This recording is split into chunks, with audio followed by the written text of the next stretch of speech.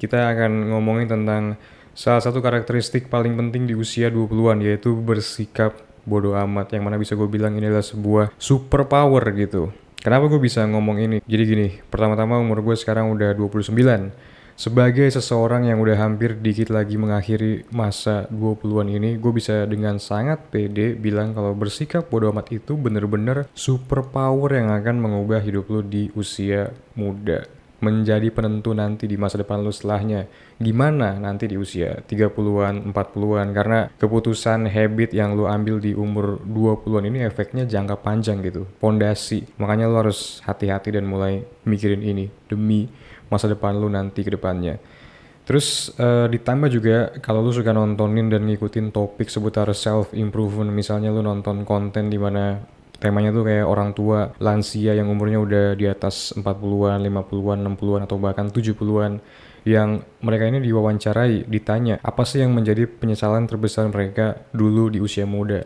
Nah, lu akan bisa menemukan kesamaan jawaban di antara mereka, yaitu penyesalan utamanya karena tidak mendengarkan diri sendiri, terlalu peduli sama omongan orang, gagal bersikap bodoh amat. Mereka, para orang tua tersebut, para lansia tersebut nyesel, harusnya mereka dulu bisa lebih maksimalin masa mudanya, seandainya mereka bersikap bodoh amat dulu, waktu mereka masih punya energi, waktu dan kebebasan yang udah mereka nggak punya di usia tua. Berkaca dari pengalaman gue sendiri, channel YouTube ini bisa ada, gue ngonten akhirnya ketemu sama lu pada, itu karena gue bersikap bodoh amat pada awalnya. Pas gue mau mulai channel ini gitu.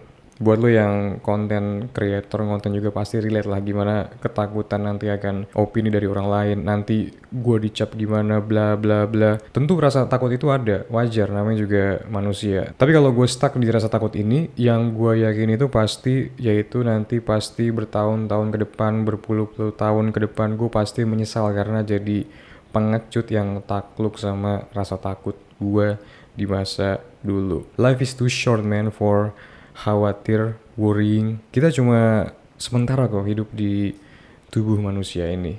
Ini bukan bermaksud gue eksoteris atau gimana. Suatu saat kita bakal koit kan, bakal move on ke afterlife atau alam baka. Jadi apa yang perlu ditakuti gitu. Sorry, bukan bermaksud pesimistik di sini again, tapi terkadang mindset kayak gini tuh dibutuhin biar kita bisa lepas, lebih lepas, lebih bebas gitu dalam menjalani hidup, nggak terkekang sama ketakutan-ketakutan yang gak penting, yang sebenarnya cuma ada di imajinasi lu doang. Oke, di sini yang mau gue jelasin secara lebih detail lagi, biar lu dapet gambarannya gimana, bisa meriletkannya sama kondisi hidup lu, yaitu gimana hidup lu itu hancur, bakal hancur banget, lu bakal nggak bahagia, lu stres dan depresi apabila gagal bersikap bodoh amatan di usia 20-an. Gini, setiap orang itu unik. Setiap individu itu punya bakat dan keahlian dan interest, ketertarikan yang beda-beda pasti tiap orangnya. Lu sadar lu itu ngerasa punya bakat di suatu hal. Wah, gue tertarik banget nih sama satu bidang ini. Kayaknya kalau gue seriusin, gue tekunin, gue punya potensi buat jago di bidang ini. Secara insting hati lu udah yakin, udah mengarah ke situ gitu. Lu pengen mendedikasikan waktu dan tenaga dan energi lu, hati lu ke hal tersebut. Tapi karena dunia sekitar, orang tua, temen, lingkungan menganggap hal yang pengen lu lakuin itu adalah suatu hal yang konyol, yang lucu, yang kurang keren, atau malah sebenarnya nggak ada yang ngomenin lu. Ketakutan itu muncul dari pikiran lu. Ah, nanti gimana ya kalau ditegur sama ortu, dikomenin sama saudara, teman dan lain-lain. Akhirnya lu pun mundur, menciut, lebih memilih buat takluk sama imajinasi yang tidak real di pikiran lu, lebih memilih buat mengikuti opini orang dibandingkan ngikutin suara hati, suara insting lu berkata. Hey guys, sebelum kita lanjut, gue mau ngasih tahu sedikit bahwa ebook terbaru gue sudah rilis, Rebut Kembali Mahkotamu King. Ebook ini cocok banget buat lo anak muda yang udah muak selama ini jadi cowok lemah dan pengen level up menjadi versi terbaik dari diri lo. Isi ebook ini otentik berdasarkan pengalaman pribadi, jadi lo akan banyak belajar ilmu mahal dari jatuh bangun gue selama bertahun-tahun lamanya ngembangin diri di segala aspek. Lo bisa klik link di deskripsi untuk dapetin ebook ini. Sekarang kita balik ke video yang lo tonton. Jadi lo hidup untuk menyenangkan orang lain, bukan menyenangkan diri sendiri. Coba imagine, bayangkan nanti di usia lansia, sekarat, lagi menunggu malaikat pencabut nyawa, Lebih bahagia mana coba rasanya pas lu inget-inget dulu lu takut jadi diri sendiri dan memilih jadi budak opini orang lain, atau inget-inget kalau dulu lu itu, wih gue nekat, gue pemberani banget karena tetap ngelakuin hal yang gue pengen lakuin meskipun orang lain bilang itu konyol dari perspektif mereka.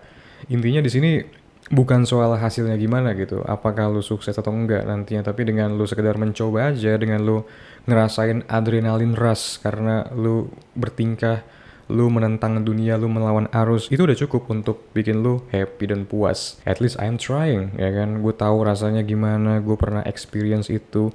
Wow, gue dulu jadi domba hitam di antara domba putih. Keren banget ya gue dulu, gitu. Ada dua jenis orang di umur 20-an. Yang pertama people pleaser, yang kedua Sigma lone wolf.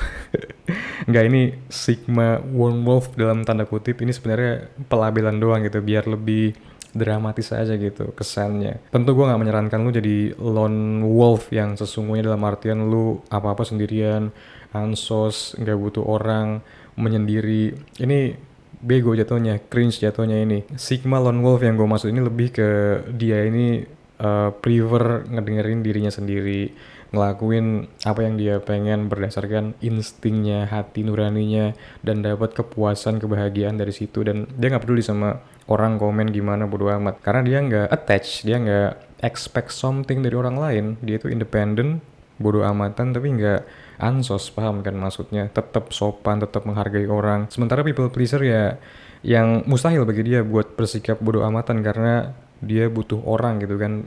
Dia itu benar-benar haus akan validasi, selalu butuh validasi orang lain supaya dia bisa merasa tenang, bahagia, dan diakui. Dimana balik lagi, karena individu itu sejatinya unik, pasti dia juga punya interestnya sendiri, seleranya sendiri, pengen ngelakuin sesuatu yang unik gitu, yang mencerminkan jati dirinya. Tapi perasaan ini dia redam karena takut sama judgement orang lain, dan dia menganggap opini orang lain, omongan orang lain, validasi orang lain itu sebagai Tuhannya coba.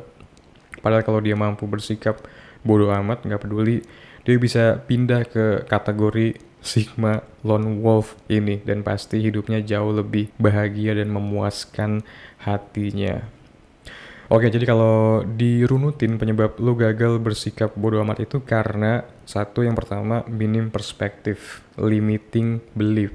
Lu tuh kayak nganggep gue nggak bisa, gue nggak akan sanggup. Wawasan lu, pengetahuan lu sedikit karena pengalaman lu yang sedikit, atau bahasa gaulnya itu ini main lu kurang jauh bos gitu. Yang kedua, ketakutan akan penilaian orang lain, tentu saja ini yang menjadi faktor utamanya. Tiga, ketakutan akan keluar dari zona nyaman. Yang keempat, terlalu banyak mikir, overthinking, terlalu banyak membuat skenario tidak penting di kepala yang cuma imajinasi doang, padahal realitanya tidak demikian. Yang kelima, perfeksionis, takut menghadapi konflik dan kerendeman. Jadi lu pengennya ada di zona nyaman yang enak, yang semuanya tuh berjalan mulu sesuai rencana, padahal hidup itu juga ada ups and down, ada hal-hal random yang mesti lu siap untuk hadapi juga. Keenam, didikan keluarga sejak kecil, dogmatis dari orang tua. Ini yang paling powerful juga karena ini menempel di otak lu sejak masih kecil. Sejak lu masih berusaha untuk mengenali dunia dan lu menciptakan framework cara berpikir dari situ. Berarti yang harus lu lakuin yaitu, menurut gua yang paling penting itu adalah perluas perspektif, wawasan, dan ilmu pengetahuan. Rasa takut lu itu berasal dari ketidaktahuan. Ketika lu udah tahu, udah punya perspektif yang lebih, wawasan yang lebih, cara pandang yang lebih luas, akan jadi lebih gampang buat lu untuk slow dan nyantai karena lu tahu gitu, lebih tahu. Misalnya selama ini lu dikelilingi sama orang-orang kurang pintar atau dalam tanda kutip goblok yang nggak pernah baca, yang hobi scrolling doang, main sosmed, gosip, ngomongin orang, ngomongin tren yang viral-viral, hidupnya pada nggak jelas gitu. Terus lu mulai baca buku, lu mulai menjaga jarak sama mereka, lu mungkin baca buku biografinya si Elon Musk gitu misalnya, perspektif baru tercipta kan, cara berpikir yang nggak lu dapatkan dari lu bergaul selama ini sama teman-teman lu tersebut. Ini akan membuat lu lebih kebal sama omongan mereka yang di sekeliling lu, karena lu punya sudut pandang baru yang lebih waras buat diikutin. Inilah yang disebut sebagai bersikap bodoh amat. Artinya bukan kayak lu tutup telinga, bebal, nggak mau dengerin omongan orang, tapi simply lu punya perspektif yang berbeda yang menurut lu itu lebih better buat diikuti sesuai sama kondisi hidup lu dan hati nurani lu. yang lebih superior juga pastinya secara kualitas dibandingkan perspektif si orang yang mencoba menasehati lu tersebut, teman-teman lu tadi. Begitu. Oke, thank you so much udah nonton video ini sampai habis. Like, share, comment, subscribe seperti biasa. Kalau lu pengen deep dive mendalami lebih lanjut lagi tentang apa yang gue bahas di video, tentang apa yang gue bahas di channel ini, lu bisa cek ibu gue, linknya ada di deskripsi. Baca yang pasti, gue jamin akan mengubah hidup lu. Kita berjumpa lagi di video selanjutnya. Peace.